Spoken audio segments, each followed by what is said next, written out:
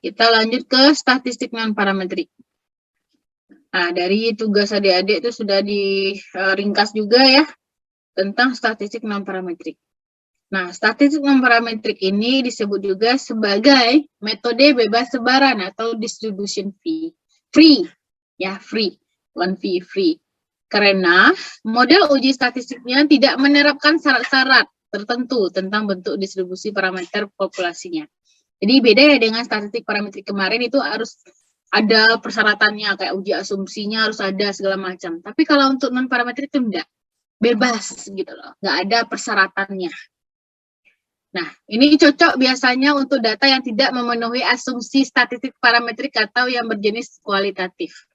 Jadi, makanya ya, seperti saya bilang, kalau seandainya dia tidak normal distribusinya untuk korelasi misalnya, ya sudah, nggak usah dipaksakan. Kita bisa menggunakan korelasi yang lain yang tidak perlu ya memenuhi uji asumsi tersebut gitu. Berarti statistik yang untuk ini non parametriknya, jadi korelasi Sperman misalnya itu kan tidak perlu uji asumsi. Nah, kemudian ada didasarkan atas lebih sedikit asumsi mengenai populasi dan parameter dibandingkan dengan statistik parametrik. Jadi populasinya boleh kok sedikit ya. Beda dengan dengan parametrik itu datanya populasinya mesti banyak gitu. Minimal 30. Tapi 30 aja kadang sulit ya. Kalau 30 itu paling untuk penelitiannya yang bukan komparasi, eksperimen itu biasanya. Yang 30 batas minimalnya. Tapi kalau kayak survei, ya seperti korelasi, regresi linear berganda, nah itu biasanya diminta untuk banyak banget datanya gitu, ratusan gitu biasanya. Nah, oke, itu statistik non-parametrik. Nah, statistik non-parametrik ini umumnya digunakan pada jenis data nominal dan ordinal. Kemudian dia dapat juga digunakan pada populasi yang bebas distribusi. Dengan kata lain, distribusinya normal atau tidaknya nggak ngaruh gitu loh. Jadi nggak perlulah dilihat normalitasnya segala macamnya, nggak usah di sini untuk non-parametrik ini. Kemudian dia juga bisa digunakan pada jumlah sampel lebih kecil. Seperti saya bilang tadi, bisa saja kurang dari 30 itu bisa gitu kita gunakan non-parametrik. Nah, apa sih keuntungan dari statistik non-parametrik? Nah, kadang-kadang ya, tidak ada alternatifnya pada statistik parametrik. Nilai probabilitas atau P-nya dari sebagian besar uji statistik non-parametrik itu diperoleh dalam bentuk yang lebih pasti, kecuali untuk kasus yang sampel besar ya. Tak peduli bagaimana bentuk distribusi populasi yang merupakan induk dari sampel-sampelnya. Jadi dia sebenarnya nggak terlalu melihat ini ya, walaupun sedikit sampelnya, dia tetap aja bentuknya, probabilitasnya itu lebih mendekati gitu. Lebih jelas probabilitasnya, beda dengan dengan parametrik. Probabilitasnya kurang jelas gitu. Kalau ini lebih pasti probabilitasnya. Dia kalau parametrik kan harus representatif, datanya harus gini-gini gitu. Banyak persyaratannya. Tapi kalau non-parametrik ini nggak peduli gitu. Kemudian uji non-parametrik tertentu dapat digunakan untuk analisis data nominal. Jadi ada beberapa yang khusus untuk nominal. Ada lagi beberapa uji non-parametrik itu untuk data ordinal gitu. Kemudian proses perhitungan pada statistik non-parametrik itu biasanya lebih sederhana dibandingkan pada statistik parametrik, khususnya untuk sampel yang kecil. Jadi lebih sederhana, tidak seribet dari statistik parametrik gitu. Lebih simpel, lebih sederhana untuk statistik non-parametrik ini. Nah, kemudian tersedia juga uji statistik non-parametrik untuk menganalisis sampel-sampel yang terdiri dari observasi dari beberapa populasi yang berlainan. Jadi bisa juga gitu loh. Kalau untuk yang ini ya, parametrik kan harus ya satu populasi yang jelas gitu. Populasinya apa, kemudian sampelnya apa, harus jelas juga. Sampelnya berapa gitu. Mewakili tidak, representatif tidak. Itu kalau untuk yang parametrik. Tapi kalau non parametrik itu bisa saja loh. dari beberapa populasi yang berlainan. Jadi mau dianalisis dari beberapa yang berlainan populasinya, is okay, enggak masalah kalau untuk non parametrik ini. Beda dengan yang parametrik. Itu beberapa keuntungan dari statistik non parametrik. Nah, kemudian pertanyaannya, Bu, banyak banget dong keuntungan statistik non parametrik ini dibandingkan parametrik. Iya, tapi tetap saja ya, kalau seandainya jenis datanya nanti interval, rasio, kemudian jumlah datanya udah banyak, gitu. Mau nggak mau wajib dulu dilakukan, kita asumsikan dia parametrik dulu, gitu. Jadi kita harus arahkan dulu ke parametrik. Meskipun non parametrik ini banyak ya keuntungannya yang tersedia, gitu. Tapi harus kita dahulukan dulu parametrik kalau seandainya dia memenuhi jenis datanya udah jelas, interval atau rasio. Banyak datanya lumayan gitu. Lebih dari 30.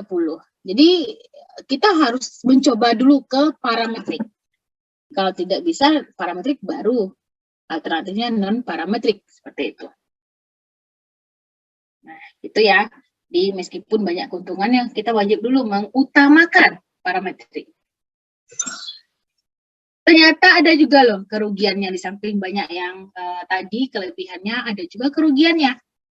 Nah, uji statistik non parametrik ini menjadi tak berguna apabila uji parametrik untuk data yang sama tersedia. Nah, makanya tadi meskipun banyak keuntungan, tetap ya kita mendahulukan, mengutamakan yang parametrik. Makanya kalau ada bisa tercapai uji asumsinya, non parametrik udah nggak terpakai gitu. Kita harus mendahulukan yang parametrik ini.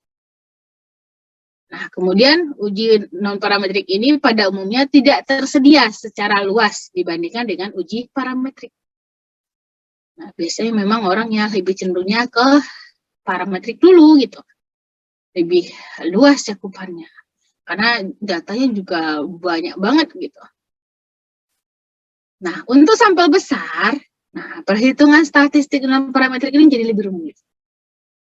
Kalau sampelnya besar, jadi rumit dia hitungannya. Nah, kemudian metode statistik non parametrik tidak dapat dipergunakan untuk membuat prediksi atau ramalan seperti dalam mode regresi, analisis regresi ya, karena asumsi distribusi normal tidak dapat terpenuhi. Makanya saya berapa kali bilang dari kemarin, kalau mau regresi ya harus dinormalkan datanya, karena tidak ada dalam statistik non parametrik ini ya sejenis gitu loh, yang sejenis fungsinya sebagai prediksi atau meramalkan data tersebut. Prediksi atau prediktor itu kan adanya dalam regresi ya. Regresi itu nggak ada yang sejenis itu tujuannya gitu loh di dalam non parametrik. Makanya mesti kita normalkan datanya. Kalau nggak normal mesti dinormalkan. Cara menormalkan udah kita pelajari minggu kemarin. Jadi itu kekurangan dari statistik non parametrik ini. Dia tidak ada padanannya, tidak ada alternatifnya. Kalau kita menggunakan analisis regresi ya mesti regresi aja, nggak ada padanannya, tidak ada alternatifnya ke dalam non parametrik. Non parametrik ini nggak bisa memprediksi. Sampai di sini ada pertanyaan dulu? Ada yang mau ditanyakan dulu sampai sini?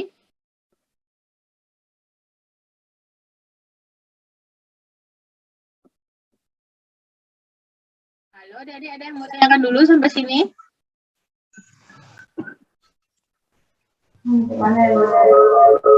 Bu.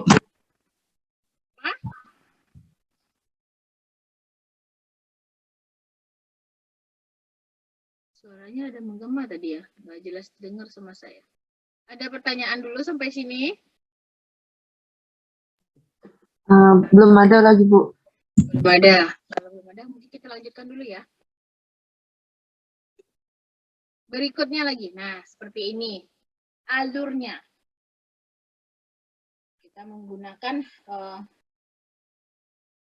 ini ya, analisis.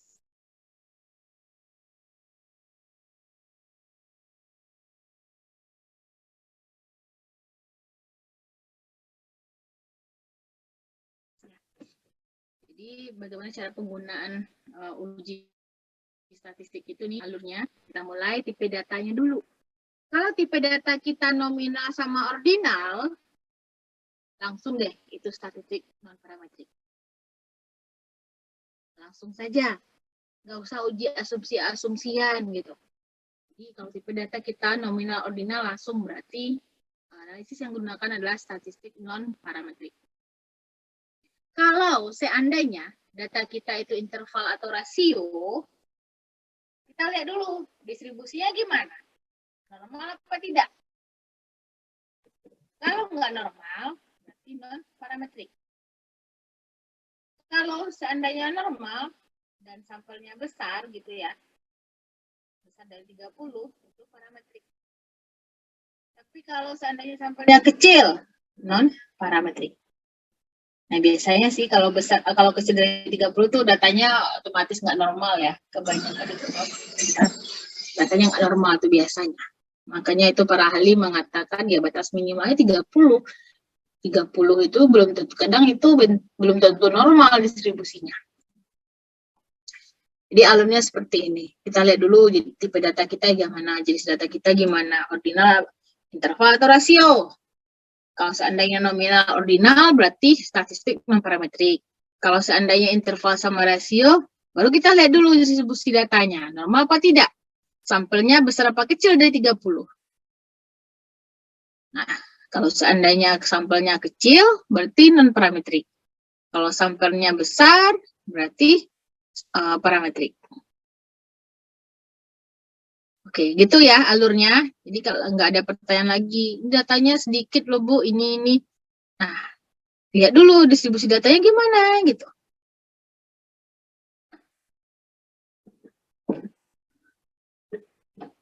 Oke, bisa dipahami bagian alur ini?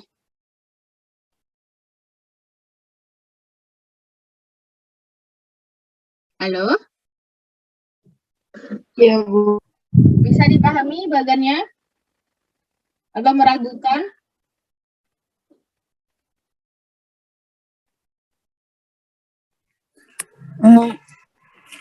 Mau sebelumnya Bu, boleh tolong diulangi lagi Bu. Yang Tadi mana? yang dari mulai itu Bu, tadi ada suara Ibu yang agak tenggelam gitu Bu. Jadi kita mulai, maksudnya di sini kita lihat dulu data kita itu tipenya apa, jenisnya apa. Kalau seandainya nominal atau ordinal atau dua-duanya gitu ya, ya udah langsung saja menggunakan statistik non parametrik. Karena nominal sama ordinal itu nggak bisa kita uji dengan statistik parametrik. Ya, jadi kalau tipe datanya atau jenis datanya nominal sama ordinal, langsung aja deh. Itu analisis yang digunakan adalah statistik non parametrik. Oke, sampai situ paham dulu? Paham Bu? Nah, seandainya tipe data kita interval atau rasio, kita perlu dulu melihat distribusi data kita, normal apa tidak. Kemudian kita perlu juga melihat sampel kita, besar apa kecil. Kalau dari distribusi data kita normal dan sampelnya besar, itu bisa menggunakan statistik parametrik. Tapi kalau seandainya distribusinya kecil dan nggak normal datanya, gitu ya distribusinya, berarti kita menggunakan statistik non parametrik. Oke, bisa dipahami sampai sini? Bisa Bu, terima kasih Bu. Oke, jadi gitu ya. Yang perlu kita lihat adalah tipe datanya gimana, distribusi datanya bagaimana, besar sampelnya besar apa tidak gitu. Kalau seandainya kecil ya sudah non parametrik. Kecil di sini ya kurang dari 30. Nah, itu pedoman ya yang harus selalu kalian ingat kalau menggunakan uji statistik nanti. Kapan menggunakan statistik parametrik, kapan menggunakan non parametrik. Nah, ini beberapa ya penggunaan non parametrik. Square. menggunakan data nominal untuk menguji independensi satu sampel atau dua sampel atau lebih dari dua sampel. Itu tes independensi variabel. Mirip dengan ya ini ya, uji T gitu. Kemudian ada quadrant key, itu untuk menguji hubungan lebih dari dua sampel pada skala nominal. Ini membantu pada data yang memberikan jawaban-jawaban kategori itu biasanya. Uji tanda, ini untuk menguji hubungan dua sampel pada skala ordinal. Nah, tes yang baik untuk data berjenjang atau ranking itu fungsinya. Kemudian ada uji median. Nah, uji median ini pada satu sampel untuk melihat randomisasi pada data dari populasi, bisa untuk menguji independensi lebih dari dua sampel pada skala ordinal. Nah, fungsinya untuk melihat kesimetrisan distribusi. Bisa juga untuk sebagai tes independensi variabel. Jadi uji median atau kemudian chi-square itu bisa ya untuk independensi variabel. Kemudian ada uji Mann-Whitney U. Nah, ini untuk menguji independensi dua sampel pada skala ordinal. Nah, pada skala ordinal ya. Nah, ini analog atau alternatif pada independensi dua sampel t-test. Jadi, kalau seandainya kemarin adik-adik sudah mencari ini ya, independensi sampel t-test. Independent sample t-test gitu ya, independent sample t-test. Nah, itu kan kemarin misalnya distribusinya nggak normal, berarti nggak bisa kita menggunakan independent sample t-test ya. Alternatifnya kita bisa menggunakan Mann-Whitney. Kalau seandainya datanya nggak distribusinya normal, ya nggak bisa kita menggunakan independent sample t-test. Kita harus mencari padanannya atau alternatifnya ke dalam non-parametrik. Adik-adik bisa menggunakan uji Mann-Whitney. Ibu, maaf sebelumnya, sepertinya suara Ibu tenggelam lagi, Bu. Tidak terdengar di sini, Bu. Maaf ya, Bu. Oh ya Allah. Ini kayaknya sinyal ini. Tapi membaca tabel ini bisa enggak? Masih agak kurang terdengar, Bu. Suaranya terdengar sangat kecil, Bu.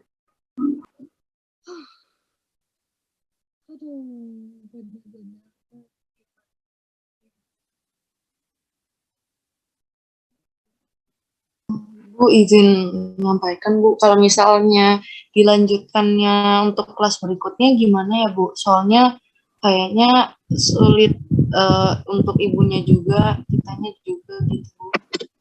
Jadi Iya, kita Bu. sudahi aja lah ya. Iya, Bu. Tadi nggak dengar-dengar. Ya nggak bersahabat sinyalnya, Bu. Kita lanjut minggu depan aja ya di kelas ya. Iya, Bu. Ya Bu. Dari tadi udah semangat-semangat saya. Suaranya Bu, nggak kedengeran. Wah. Bikin emosi ini. Dasar mulu dari tadi. Iya, Bu. Udah suaranya keras banget saya di sini lagi nggak kedengeran juga. Masya Allah, astagfirullah. Itulah, Bu, sinyalnya kayak gitu, Bu. Kita Oke, terus ya, Bu. Oke lah, karena nggak bersahabat nih mau gimana lagi, kita cukupkan saja kuliah kita. Untuk Ya. absensinya jadi nanti absensi yang langsung aja ya, yang ada di akademik. Jadi di rapel aja minggu depan, atau mungkin ada adik-adik yang bisa besok misalnya ada ke kampus ya, tolong dikoordinir aja ya, Tiara ya.